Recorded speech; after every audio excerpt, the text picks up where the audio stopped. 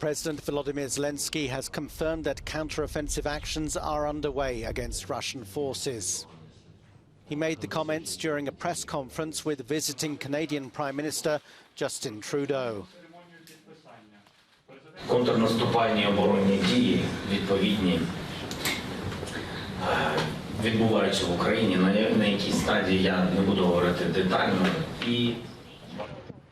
At least 3 people have been killed and more than 24 wounded in a drone attack on the Black Sea port of Odessa. A block of flats took the brunt of the blast. Meanwhile, the last operating reactor at the Zaporizhzhia nuclear power plant has been put into cold shutdown, both as a precautionary measure and because nearby shelling had damaged the lines connecting it to Ukraine's energy system.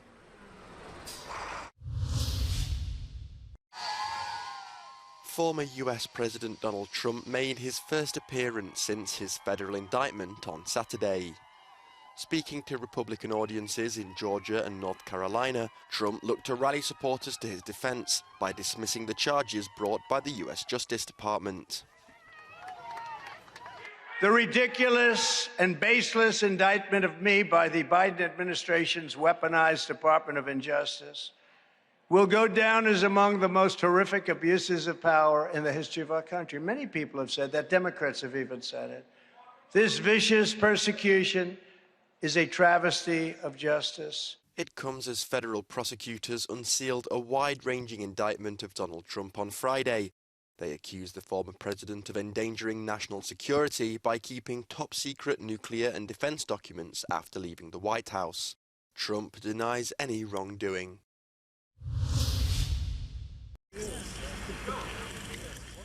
Ted Kaczynski, the Harvard-educated killer who was known as the Unabomber, has died in prison aged 81. Kaczynski ran a bombing campaign between 1978 and 1995 that killed 3 people and injured 23 others. The hunt for the unknown perpetrator traumatized the United States, with the FBI giving him the name the Unabomber because he targeted universities and airlines.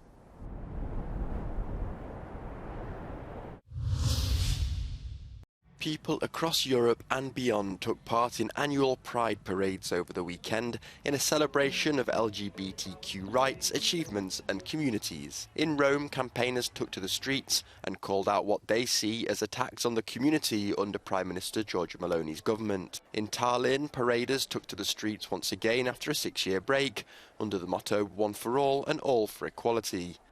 Earlier this month, Prime Minister Kaja Kallas tabled a bill to legislate marriage for gay couples.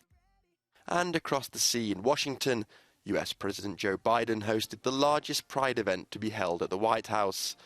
He used the occasion to condemn the recent wave of, quote, callous and cynical state laws restricting LGBTQ rights.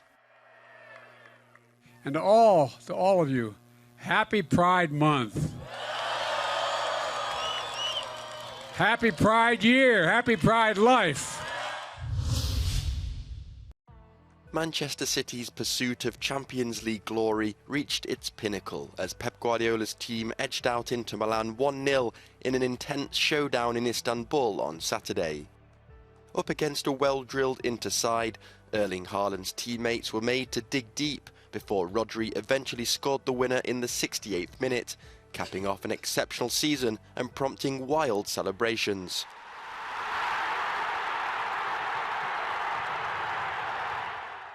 For Guardiola, this victory solidifies his status as one of the managerial greats, adding a 3rd Champions League triumph to his previous 2 achieved at Barcelona. It was a tough game, they made it hard, but I think, you know, if you look at the chances created, I think we were sort of there and we were on it. Just, they were a tough side, and we had to break them down slowly, and in the end it paid off. Fantastic, I've waited 60 years to see that. I've put him 60 years. Yeah, brilliant, fantastic, best night ever. Manchester City have now joined an elite group of only 8 European clubs to have achieved a continental treble, joining the likes of Manchester United, Bayern Munich, PSV, Barcelona, Ajax, Celtic and Inter.